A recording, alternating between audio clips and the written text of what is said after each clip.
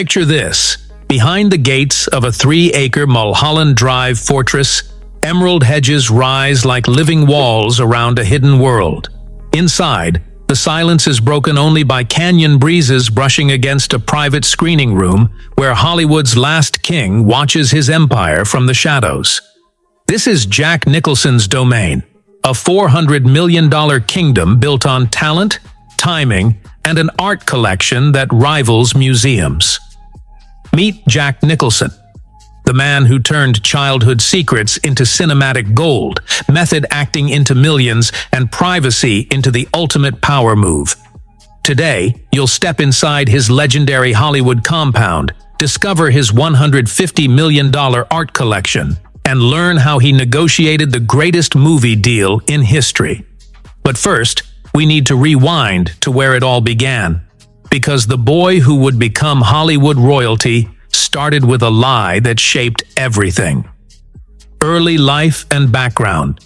April 22, 1937, Neptune, New Jersey. Jack Nicholson enters a world built on deception that would fuel his greatest performances. For 37 years, he believed his grandparents were his parents and that his mother, June, was his older sister. The truth, that June was actually his teenage mother, wouldn't surface until 1974 when a journalist cracked the family code. At 17, Jack packed everything into a single suitcase and headed west to Los Angeles with dreams of working in animation. He landed at Hanna-Barbera as an office assistant, but the pull of acting proved irresistible. To dodge the Vietnam draft, he joined the California Air National Guard while spending nights in cramped apartments and acting classes. His first starring role came in 1958 with The Crybaby Killer, followed by a decade grinding through Roger Corman's B-movies that paid the bills but taught him everything about filmmaking. Those lean years filled his creative toolbox with writing skills and directing instincts that would elevate every future performance. That journeyman apprenticeship was about to pay dividends beyond anyone's imagination. Rise to fame and peak career. 1969 changed everything. Easy Rider transformed Jack from unknown character actor to counterculture icon overnight. His boozy lawyer, George Hansen, earned his first Oscar nomination and established the Nicholson persona. Dangerous, unpredictable, magnetic. The 1970s became his masterpiece decade. 5 easy pieces showcased his range.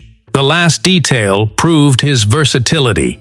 Chinatown demonstrated his dramatic depth, but One Flew Over the Cuckoo's Nest crowned him king, earning his first Best Actor Oscar in 1975. The 1980s revealed new dimensions. He wielded an axe in The Shining, creating horror cinema's most quotable villain. Then he pivoted to tenderness, winning another Oscar for Terms of Endearment. This wasn't just range, this was mastery of the craft. The 1990s and 2000s only reinforced his legend. A Few Good Men gave us You Can't Handle the Truth. As Good as It Gets earned his 3rd Oscar. The Departed proved he could still command the screen in his 70s. But the empire Jack built extended far beyond movie sets into carefully curated sanctuaries, signature properties, and private estates. Drive up Mulholland Drive, and you'll find Jack Nicholson's crown jewel, a 3-acre compound he's been assembling since 1969.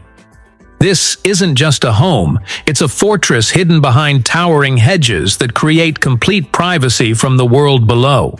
The main residence sprawls across the hillside like a California dream. Vaulted ceilings soar above floor-to-ceiling windows that frame canyon views. The master suite features dual bathrooms and walk-in closets designed for decades of tuxedos and memorabilia. His private office overlooks the entire canyon, where he reads scripts and plans his next moves. Outside, a glimmering pool reflects California sunshine, while granite terraces create natural gathering spaces. The crown jewel might be his Zen pond, a meditation space where Hollywood's most intense performer finds peace. In 2005, he bought Marlon Brando's neighboring property for $5 million, then demolished it to preserve his views. His Malibu retreat spans nearly 70 acres of seaside perfection. Rich wood paneling and high-beamed ceilings create warmth, while arched windows frame Pacific Ocean views. Every room connects to gardens that merge seamlessly with nature. Then there's his Shasta County escape in Northern California, a quiet retreat for when even Malibu becomes too connected. Together, these properties create a triangle of refuge for a man who values privacy above all else. Cars and luxury assets. Open Jack's garage, and you'll find vehicles that whisper power instead of shouting for attention. His Mercedes-Benz 600 SWB, the Grocer, was once the preferred ride of heads of state and rock stars. Today, this automotive artifact is worth over $150,000.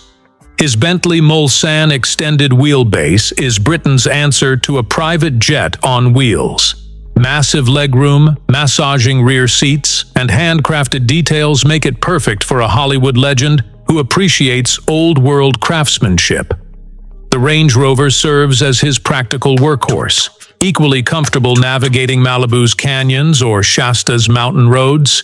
These choices reveal a man who understands that true luxury doesn't need to announce itself. Wealth, deals, and net worth.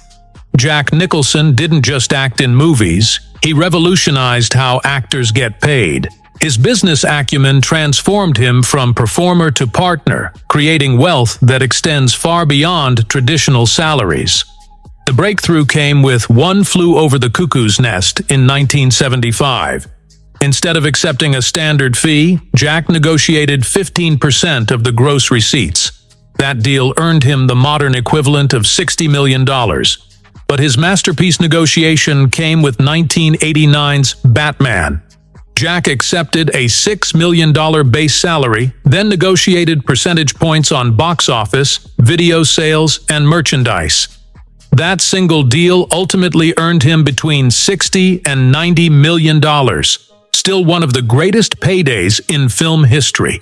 His other notable salaries: $500,000 for Chinatown, $1.25 million for The Shining, $15 million for As Good as It Gets, $20 million for Anger Management, and $10 million each for The Departed and The Bucket List. Combined with residuals, investments, and his $150 million art collection, Jack has amassed an estimated $400 million fortune. Philanthropy and causes. Jack's giving is as understated as his lifestyle. He quietly supports the Elizabeth Glaser Pediatric AIDS Foundation, often matching pledges at fundraisers without seeking recognition. His involvement with the Hole-in-the-Wall gang camp for seriously ill children includes personal visits and storytelling sessions. He backs ActionAid's efforts against poverty and regularly appears at Police Memorial Foundation poker nights, helping raise funds for families of fallen officers. For Jack, philanthropy is about results, not headlines, a philosophy that extends to every aspect of his private life. Personal life and relationships. Jack married actress Sandra Knight in 1962, and their daughter Jennifer arrived in 1963. But his rising career created tensions that led to divorce by 1968. He later admitted struggling to balance ambition with fatherhood. His most significant relationship was with Angelica Houston, spanning from 1973 to 1990 and encompassing his career's peak years. After their split, Jack acknowledged other children, including Caleb Goddard, Honey Hallman, and with model Rebecca Broussard, Lorraine, and Raymond. Never remarrying, Jack created an unconventional but functional family structure. As he moved into his 70s, friends noted he spent more time at home, painting, watching Lakers games, and focusing on his children rather than red carpets. Recent career and public image. Though officially semi-retired, Jack's occasional appearances remind Hollywood of his enduring magnetism. His surprise cameo at SNL's 40th anniversary generated headlines and social media buzz. When he does emerge for events, the entertainment world stops and pays attention. His last major role came in 2010 with How Do You Know?